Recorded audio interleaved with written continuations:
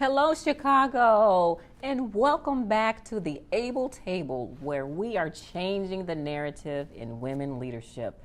Once again, I'm your host, Dr. Freeman, and today we welcome you to the first part series of a three-part series of how to execute bold moves for the future.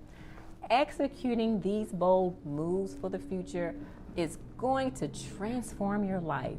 You need to stay tuned for the next two series, the next two podcasts, because the first series starts today.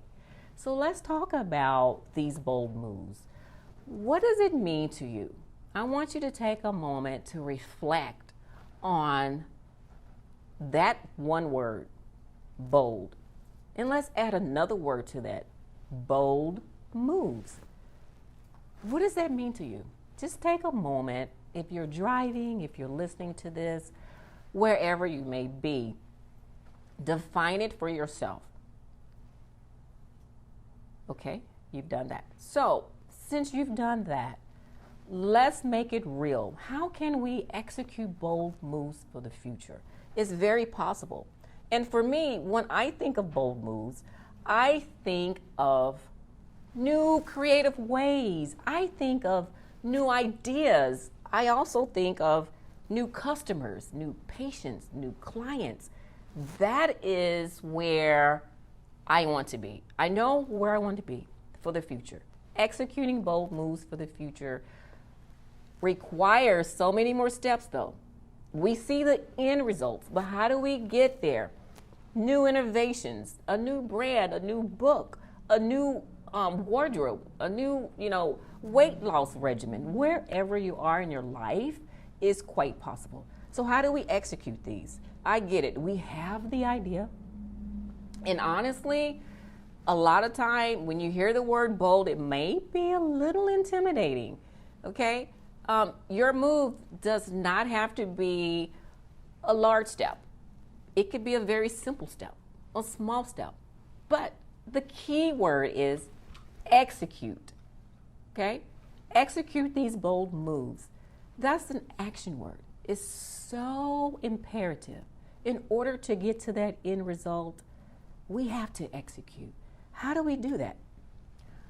I'm going to be honest, it's risky. It takes a lot of courage.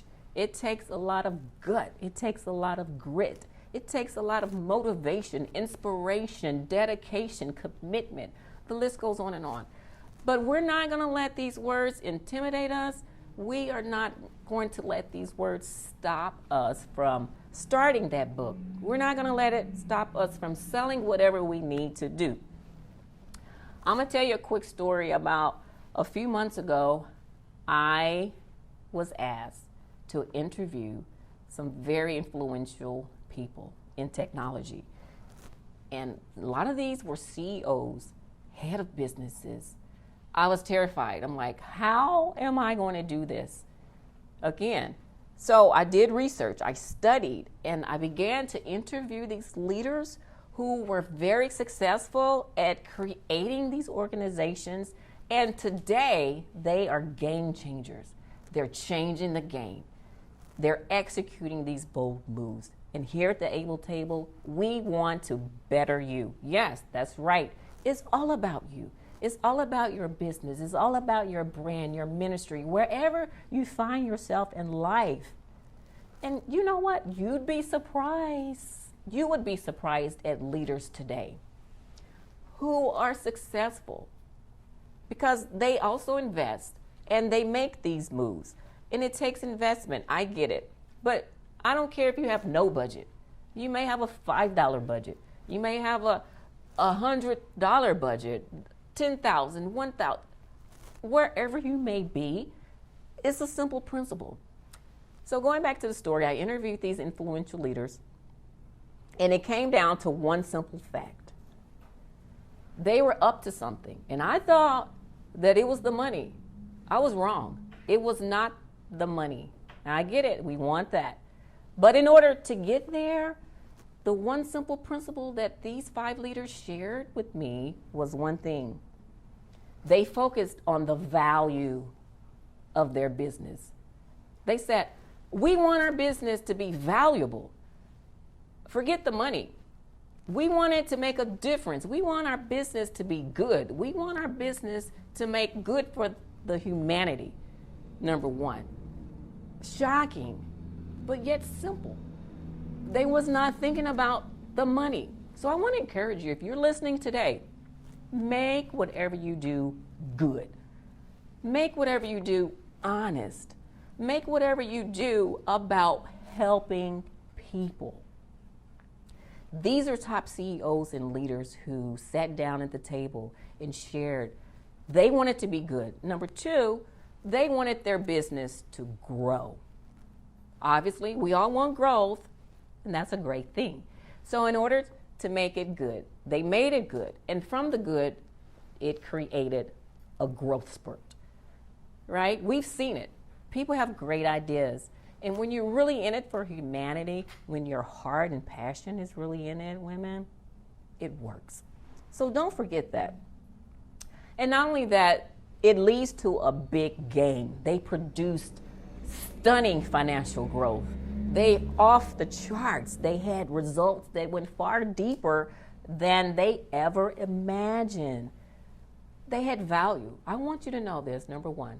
Value your business model. Value whatever you choose to do and make it good. Make it honest. Make it work for people. And when you do that, one simple thing, it works. It really does.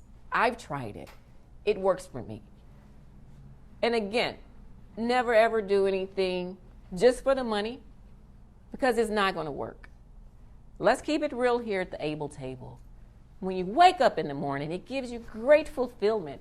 Then I can even go to the farm. It gives me great fulfillment. Not even, all of the things that I have achieved in my life, the greatest fulfillment is helping people.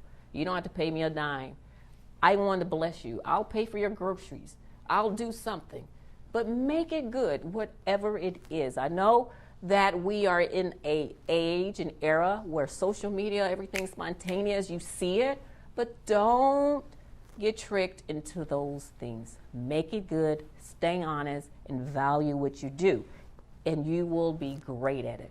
So let's continue to execute bold moves. Stay tuned for part 2.